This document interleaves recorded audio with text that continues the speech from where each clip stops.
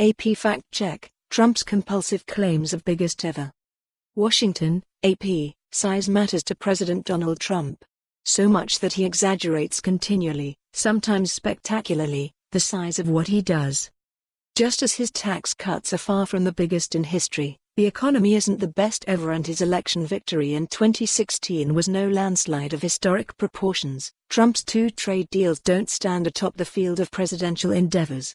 One is a partial settlement of trade grievances with China, the other is a refresh of what past presidents created for North America. The opening of the Senate impeachment trial stirred other fabrications from the president this past week, while Democratic presidential contenders engaged in their final debate before the first votes of the 2020 campaign, in Iowa.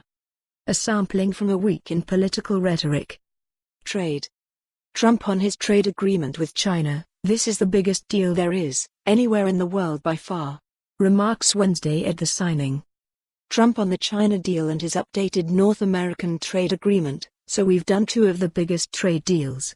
They are the two biggest trade deals in the world ever done," remarks at the White House on Thursday.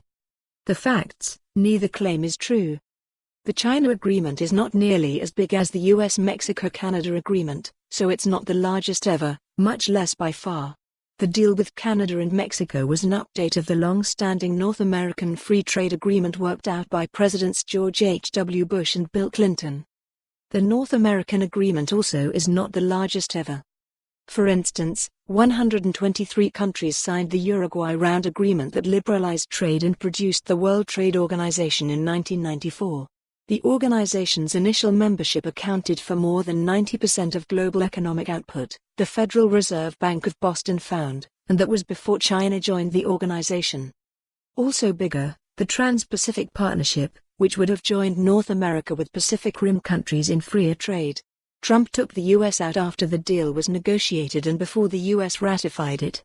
The European Union was formed from a giant deal.